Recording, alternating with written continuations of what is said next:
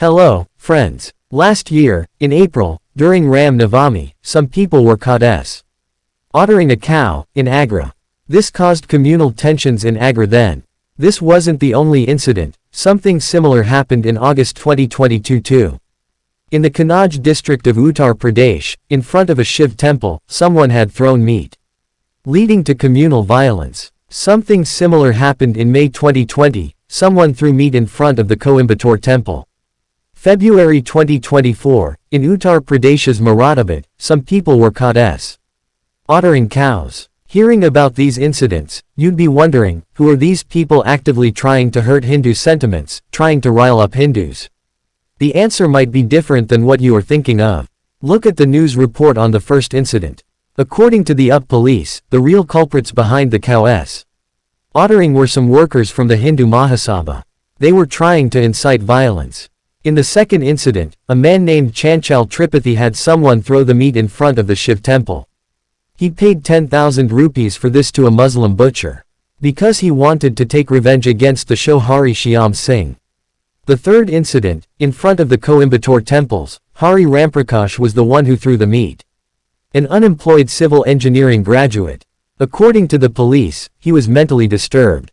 The fourth incident, for the cow slaughtering in Mera Abdul, the UP police arrested 4 people, one of whom was a leader in Bajrang Dal. They were trying to frame a Muslim man in a false case. So they decided to slaughter a cow themselves. What's surprising is that, to do this, he took help from another Muslim man. If you are shocked at the truth behind these incidents, then sit back. What I'm going to tell you in the next half hour, pay attention to it carefully. There's a terrible mafia in our country functioning through WhatsApp and the media. It has only one purpose: to brainwash all Hindus and turn them into puppets at the mercy of the tyrants. Friends, in the last video, I explained how, no matter the origins of a dictator, he always targets the majority community of the country. In India, the majority community is us Hindus. And the mafia on WhatsApp trying to brainwash us has 4 departments. The first department fills you with pride and arrogance, tells you that you are great because you are a Hindu. Especially, so-called upper caste Hindus are told to be proud. Whether you have achieved something in your personal life or not, you are told that you are great simply because you were born into a certain caste and religion. Any person born into the Hindu religion, that person is very fortunate. The second department tells you that you have been T0RTU read for centuries. They show you that you are a pitiful victim. The third department tells you that you are in danger. And they tell you who is threatening you. They can attack you at any time. And the fourth department makes Narendra Modi into a messiah. You are told that if there's someone who can save you, then he is the only one who will come and save you. So, you should vote only for him. He is the best prime minister in the world. He is the greatest. He is a god. He is God's blessing to India. In this video, let's understand the third and fourth departments in detail to know what is shown to people to brainwash them. Historically speaking, there were dictators in many countries, be it Pakistan, Germany, Chile or Rwanda. But the majority community is always targeted by all the dictators. In Pakistan, the Sunni Muslims form the majority. So to brainwash them, fake news were spread that the other minorities of the country are becoming a threat to them. Hindu, Christian, Sikh, Shia Muslims, Ahmadiyya Muslims, or even Sufi Muslims. In 2021, BBC uploaded a video report showing Pakistani school books, with hateful propaganda to poison the minds of children. They are told stories of how Hindus and Sikhs killed millions of women and children. I have a book from Pakistan, and it is for the 11th and 12th grades.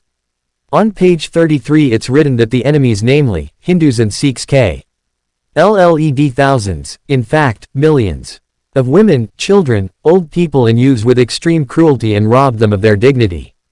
And not only that, even Jews are called enemies of Islam. Look at this report from 2016. Or this report from 2021, which shows how there are hate speeches against Ahmadiyya Muslims in Pakistan. The result of all this hatred is that Pakistan is in a terrible situation today.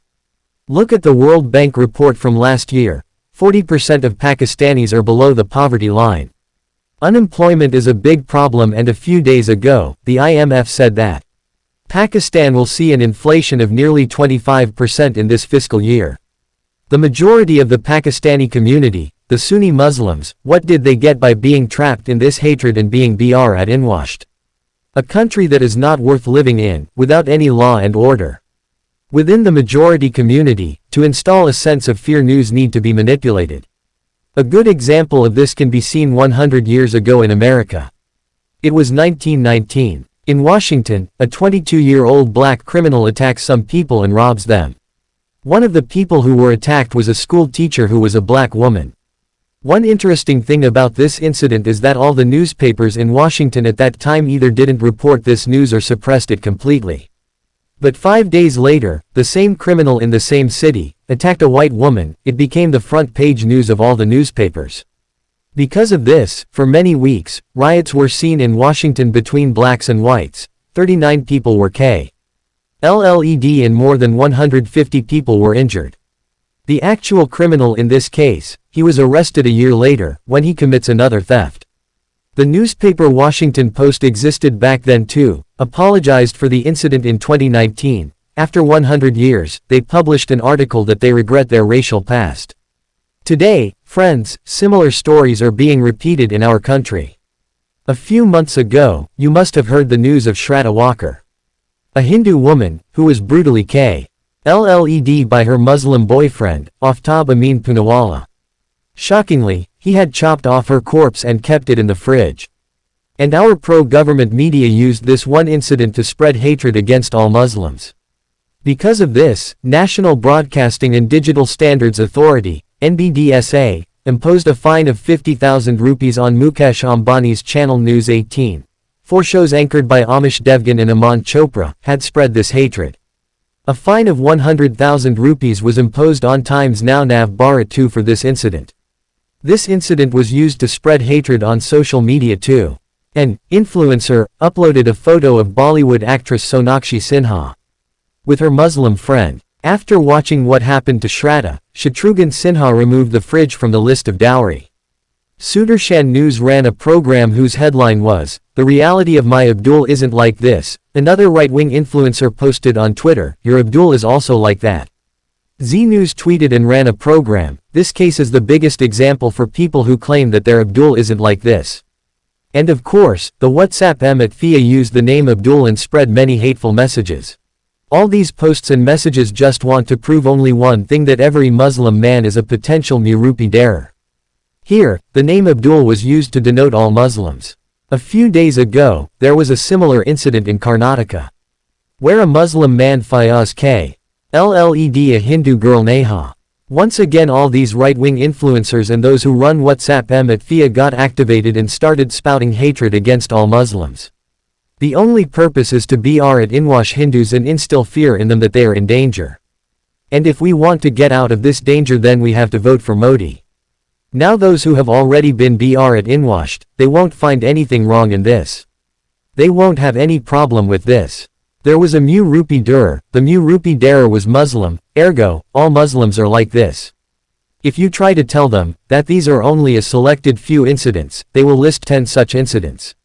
Shraddha Aftab, Neha Fayaz, Sakshi Sahil Khan, Nikita Tausif, Arshad Prabha, Ankita Shahrukh, Ritika Saeed, Mansi Dixit Mazamal. After listing all these cases, they will tell you that all Muslims are the same. That all of them are potential Murupi darers. What is the truth behind this? Look at this news. 2 weeks after the Shraddha Walker case, another case was reported in Pandavnagar. A man named Anjan Das was killed by his wife Poonam. And like Shraddha's case, his body was chopped and stored in the fridge. Not only this, look at this news from 3 months later. In Mitraon village near Najafgarh, Sahil Galat killed his live-in partner Nikki Yadav. After killing him, he kept her body at his restaurant in the fridge. On the same day, he married another woman.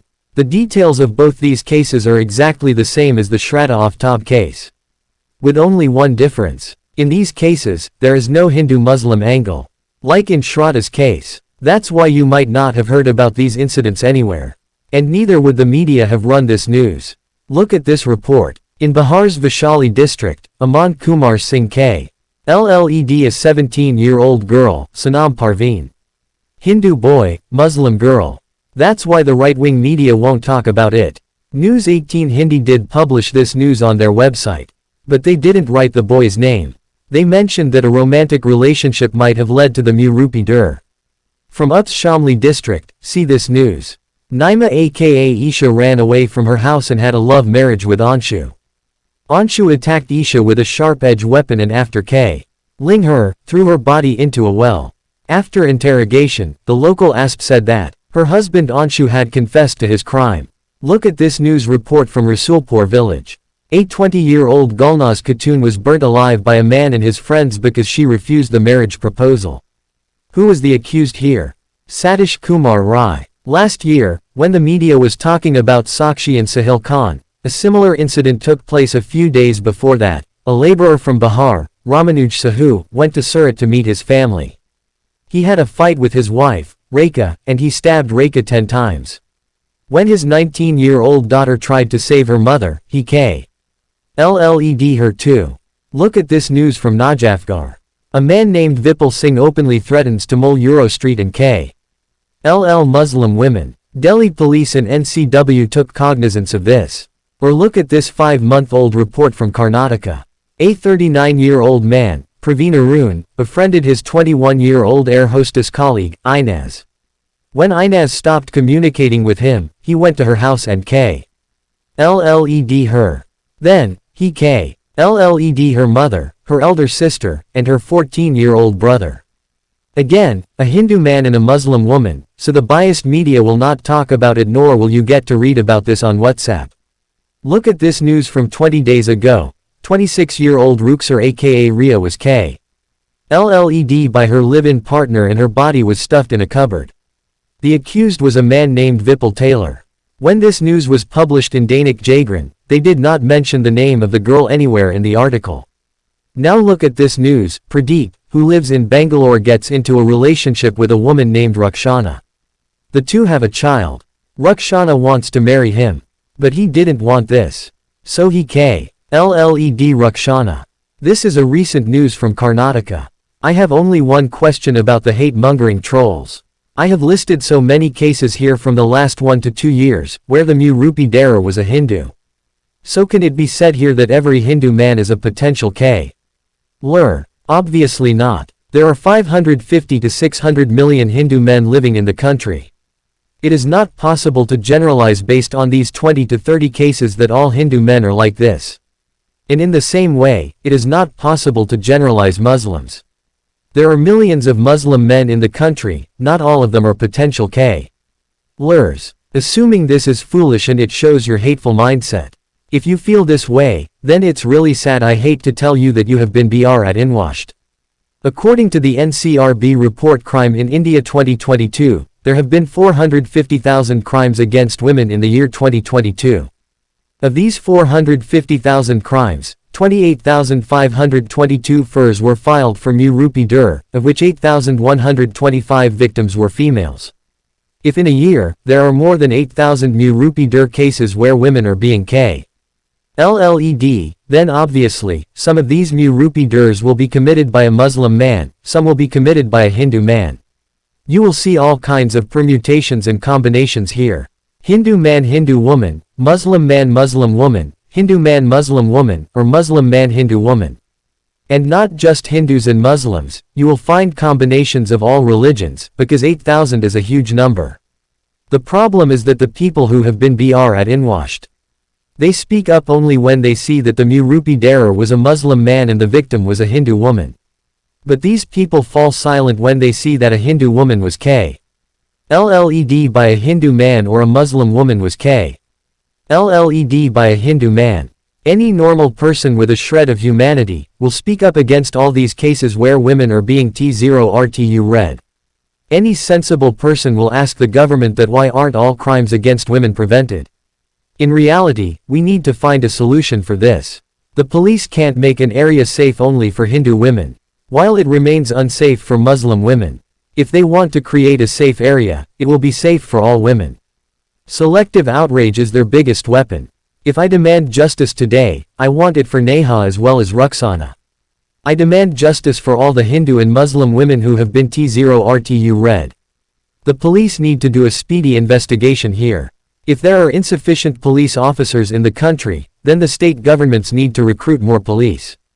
If the courts work slowly, then they need to conduct fast-track trials. They need to stop giving out a series of dates for hearings.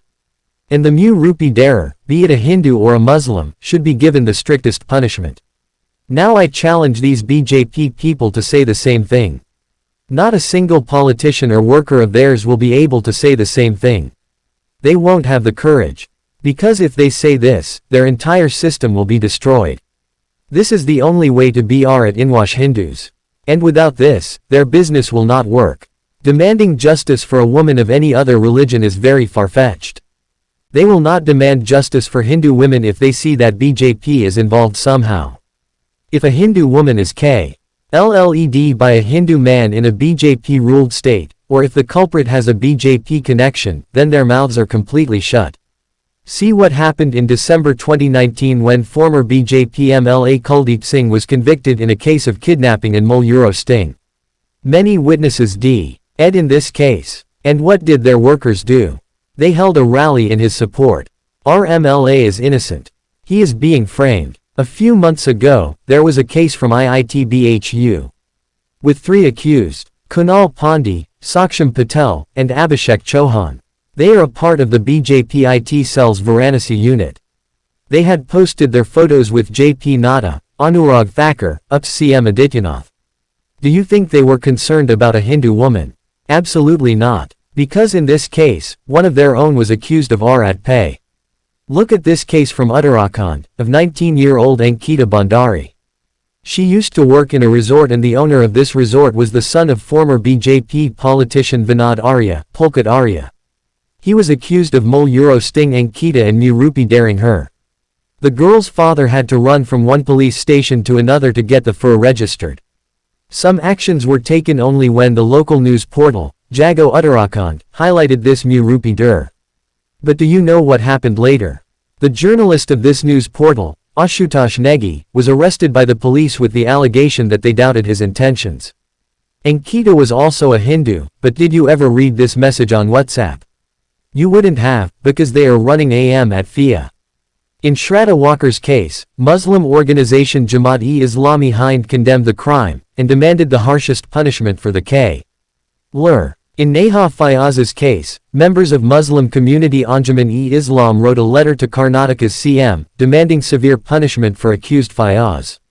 But the WhatsApp forwards that you receive every evening, those won't tell you about these facts. Because their intention is to BR at Brainwash you. They want to instill fear in your hearts so that you are scared of Muslims. And out of this fear, you vote for Modi. I feel sad to say that our country's Prime Minister has given up other tactics. Now, he has started spreading lies in his speeches so that the Hindus are afraid, and out of this fear, they vote for him. Whom will they hand over your wealth to? To those who have more children. To the infiltrators. First of all, Congress's entire manifesto doesn't mention the words Hindu or Muslim. Nor will you find the phrase, wealth redistribution, anywhere in this manifesto. If you don't believe me, you can go to Congress's website and check the manifesto. I have put the link in the description. Use Ctrl+F to search for wealth redistribution. You won't find any such mention. Instead, Congress's manifesto talks about education, healthcare, and employment. They have said that they will get 220 million people out of poverty. They will give millions of jobs. Rahul Gandhi said something similar in his speech. The amount of money Narendra Modi gave to Adani, Congress will give the same to the poor. To the laborers, farmers, and the youth. The money he gave to the billionaires, we will give the same amount to the poor, to the downtrodden, to the Dalits, and the tribals. Secondly, the Prime Minister shamelessly put the same stereotype on Muslims that is spread by their WhatsApp at FIA. That Muslims always have more children. Does the Prime Minister not have 5 siblings? Look at up Chief Minister Adityanath, he has 3 brothers and 3 sisters. They have created a perception that Muslims have more children. But it is utter nonsense. Because if you look at the government reports, having more children is related to female literacy. In Lakshadweep, 96% of the population is Muslim, but their female literacy is high. That's why the fertility rate is low there. On average, in Lakshadweep, a woman gives birth to only 1.4 babies, but nationwide, this average is 2. Now, if you look at a state like Bihar, where female literacy is the lowest, Bihar tops the chart in terms of birth rate. In some places with this localized trend, where the fertility rate of Muslims is a bit higher than that of other religions, is because of the literacy rate. Because, historically, the literacy rate of Muslims was always lower. But now, the birth rate among Muslims is decreasing the most. But is PM Modi concerned with these facts? He has only one funda. Lie, and keep lying. Friends, we need to explain this to all Hindus. When they run out of real news to create this atmosphere of fear, they start spreading fake news.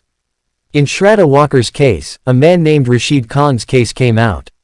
An on-ground news reporter spoke to a man named Rashid Khan who was justifying the Murupi Dur of Shraddha Walker. An FIR was filed against him, and when the police arrested him, do you know what was found? The boy's name was actually Vikas Kumar.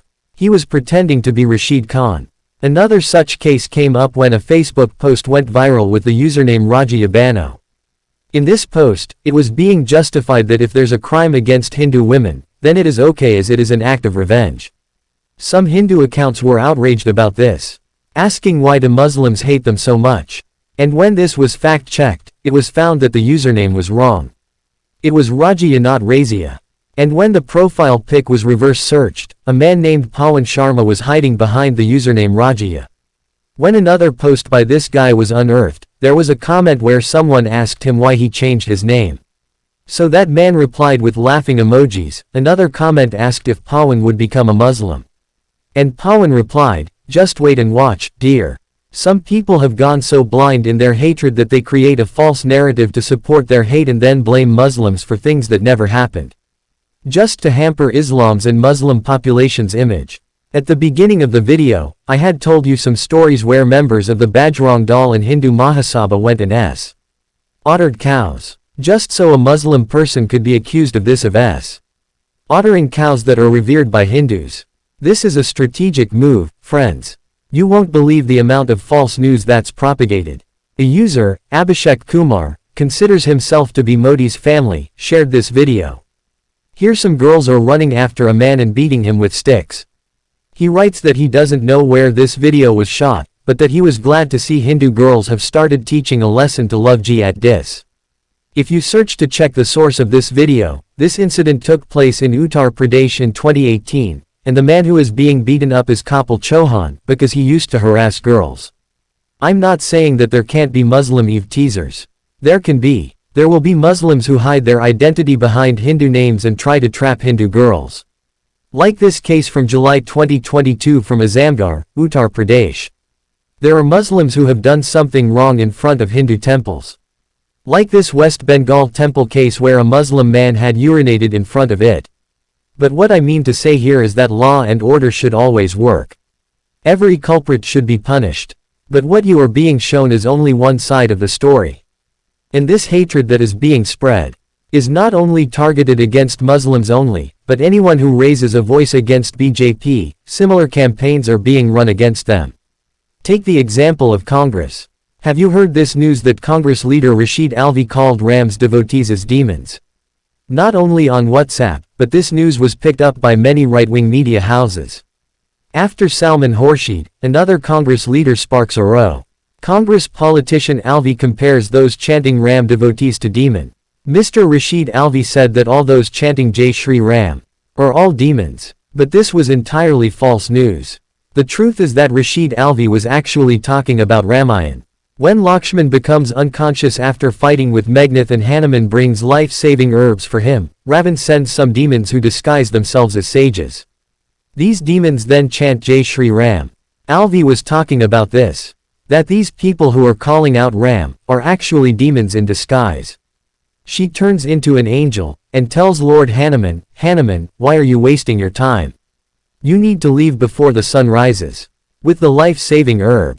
And this individual sitting in front of us, chanting Jai Shri Ram, is not a sage, he is a monster, he is not a sage, he is a demon. I have one more thing to tell you before I take my leave. Even today, there are many chanting Jai Shri Ram. Not all of them are sages, some of them are demons too. Members of BJP knew this, but his statement was intentionally clipped to show that Congress is with Muslims and against Hindus. This happens quite often with Ravish Kumar. During the riots in Delhi, a man named Shahrukh had fired bullets. A clip was cut and circulated on WhatsApp, with the caption that to save terrorist Shahrukh, Ravish presented him as Brahman Anurag Mishra. In the original unedited video, Ravish Kumar talks about the necessity for the police to speak up about his identity again. The police clearly state that he is Shahrukh, but as you can see on social media, some claim he is Anurag Mishra. It is still necessary for the police to give a statement about his identity again. After this, an NDTV reporter talks to the police and confirms that this man's name is Shahrukh. Any clarification about his name? His name is Shahrukh. Another lie is that Ravish Kumar will never talk about Kashmiri Pandits, when he has made many episodes on Kashmiri Pandits. From 12 years ago to as recent as 3 months ago. But what difference does it make? Those people will say just about anything to brainwash others on WhatsApp. Another accusation against him is that he never speaks against Congress. But look for his clip from before 2014, you will find many reports where he is criticizing Manmohan Singh's government. Last August, they had briefly talked about it, when their government faced the heat from the Colgate scam. Has Manmohan Singh answered this 7 months later? Or has he broken the silence to preserve his dignity? Thousands of asbestos-roofed rooms have been built in the village. And the laborers were stuffed into them like potatoes in a sack.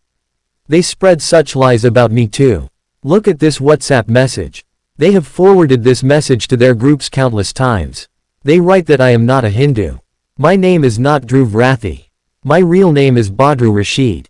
And not only this, they claim that my wife Julie is a Pakistani too. Look at the nonsense written below. A Pakistani army connection, ISI, America, a Dawood Ibrahim connection. Such creative fiction. I can't help but laugh at it. You must be laughing too. But notice their agenda for doing this. Anyone who tries to speak against BJP, they aim to project them as Muslim somehow, as Pakistani. Because the overall game being played here is to instill a sense of fear in Hindus. And whoever speaks against them, even if the person criticizing them is a Hindu, they'll say that the person is not a Hindu. They want to show their followers, their brainwashed people, that anyone raising their voice against them is not a Hindu, they are just Muslims. They don't even double-check the lies they spread. This was one of the messages that they were circulating. Recently, they have been circulating another message. Look at this tweet. According to this, my father-in-law is actually the Pakistani citizen, Julie's father. Then they write that Julie is their only daughter. Another lie. Had they seen my vlogs, they would have known that she is not an only child. I mean, there should have been some believable part. But the unfortunate thing is that the people who have been brainwashed by the mafia, they don't care about it. Why should they waste time in making logical, sensible, false stories when the people reading their WhatsApp messages are happily convinced by these baseless stories? The third department of WhatsApp mafia instills fear in people in a way that their ability to think and understand is switched off. This is why it is important to spread awareness among people about this. Especially to spread awareness among the Hindu masses. Because the one who is fooled the most here, are us, the Hindus. There are 2 more departments of this mafia. In the coming videos, we will understand them in depth too. But until then, don't stop spreading awareness. Our struggle is to protect the constitution of the country. To protect the democracy in the country.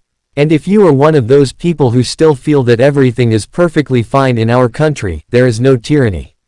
Then look at this news from a few days ago. What happened at the Surat Lok Sabha seat? The Congress candidate was disqualified and the remaining 8 candidates withdrew, on some excuse. That is, BJP won this seat before the election. Can you imagine, friends, thousands of people living in Surat were robbed of their democratic rights. Not only this, something similar happened in Arunachal Pradesh. BJP has already won 10 seats there, before the election. And look at this news, where they knew that they were going to lose the election in Delhi, they did not let the MCD election happen. Before this, in the Chandigarh election, they deliberately tried to commit fraud to make BJP win. Do you understand the meaning of this? What happened in Chandigarh earlier, What happened in Surat today, will happen all over India tomorrow if they are allowed to win in this way. One nation, one election looks like empty words. If our country continues to move forward in this direction, soon we will be at one nation zero election. The BJP candidates will continue to win even before the elections. Do you want to live in a country where elections hold no meaning?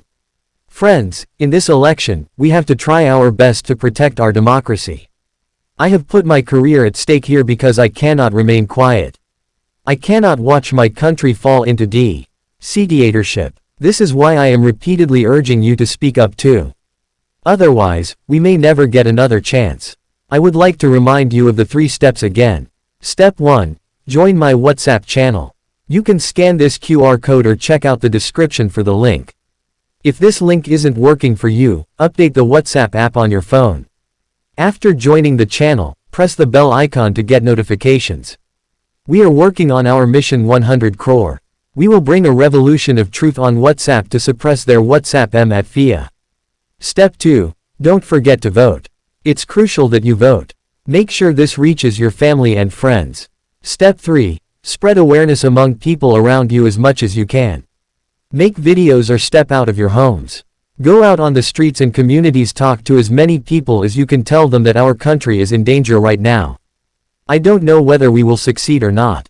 But I know one thing for certain, I will be proud of myself for not being silent.